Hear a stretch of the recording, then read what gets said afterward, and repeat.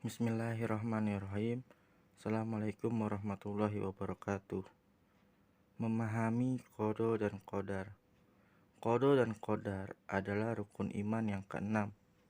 Qada adalah keputusan terhadap suatu ketentuan yang telah ditetapkan Allah Subhanahu wa Ta'ala yang tidak dapat diubah. Contoh, qada adalah kematian pasti akan datang dan tidak dapat diubah. Sedangkan qadar adalah segala ketentuan Allah Subhanahu wa Ta'ala yang telah berlaku bagi semua makhluknya, namun dapat diubah dengan ikhtiar. Contoh qadar adalah menjadi pintar dan juara kelas karena belajar. Kita ulang sekali lagi ya. Bismillahirrahmanirrahim. Bismillahirrahmanirrahim. Assalamualaikum warahmatullahi wabarakatuh. Memahami qada dan qadar. Qada dan qadar adalah rukun iman yang keenam. Qada adalah keputusan terhadap suatu ketentuan yang telah ditetapkan Allah Subhanahu wa Ta'ala yang tidak dapat diubah. Contoh, qada adalah kematian pasti akan datang dan tidak dapat diubah. Sedangkan qadar adalah segala ketentuan Allah Subhanahu wa Ta'ala yang telah berlaku bagi semua makhluknya, namun dapat diubah dengan ikhtiar. Contoh qadar adalah menjadi pintar dan juara kelas karena belajar. Menurut bahasa, qada artinya ketentuan, pelaksanaan hukum atau keputusan, sedangkan qadar artinya jangka atau ukuran. Adapun menurut istilah, qada adalah ketentuan suatu rencana dari Allah untuk dilaksanakan, sedangkan qadar adalah rencana yang telah diberlakukan oleh Allah sejak zaman azali terhadap makhluknya, baik yang sudah, sedang maupun yang akan terjadi. Jadi anak-anak, qada merupakan ketentuan Allah yang di dalamnya terdapat irodanya untuk segala makhluk. Sedangkan qadar merupakan perwujudan dari ketentuan yang ada yang tak berubah sedikit pun. Karena qada, maka kehidupan manusia pada dasarnya adalah realisasi dari apa yang telah digariskan Tuhan pada zaman azali sejak permulaan zaman. Wujud qada atau ketentuan-ketentuan tersebut dalam bentuk sesuai dengan irodanya atau kehendak Tuhan yang disebut dengan qadar.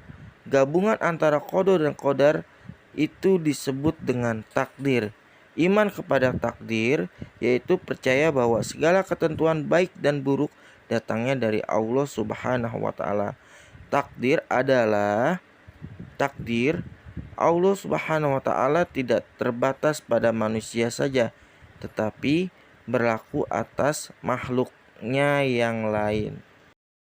Dari penjelasan yang tadi disampaikan, maka tanda-tanda dan hikmah beriman kepada qada dan qadar. Pertama, tanda-tanda iman kepada qada dan qadar. 1.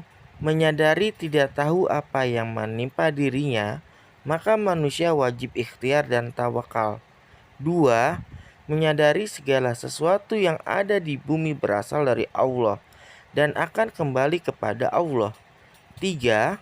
Menyadari segala yang diterima baik nikmat maupun musibah hakikatnya adalah ketentuan dan kehendak Allah Subhanahu wa Ta'ala.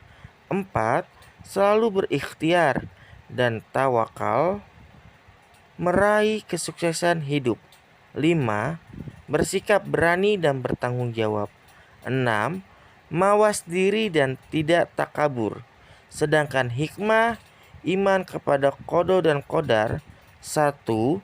Menenteramkan jiwa. 2. Memupuk sikap optimis dan kerja keras. 3. Terjauhkan dari sifat takabur dan putus asa. 4. Melatih senantiasa bersyukur dan bersabar. 5. Meningkatkan iman takwa kepada Allah. 6. Menumbuhkan sikap ulet dan tabah dalam menumpuh cita-cita. 7. Berani menghadapi resiko. 8.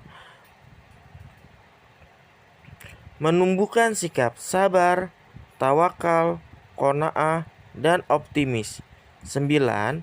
Menyadari alam dan segala isinya berjalan sesuai dengan ketentuan Allah Subhanahu wa Ta'ala. Dan saat ini pembagian takdir. Takdir terbagi atas dua.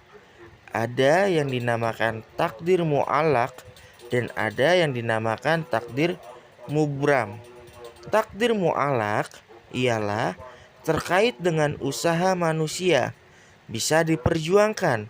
Contoh, Budi ingin menjadi dokter, lalu ia bersungguh-sungguh belajar dan kuliah, dan takdir Allah, Budi akhirnya lulus menjadi seorang sarjana kedokteran.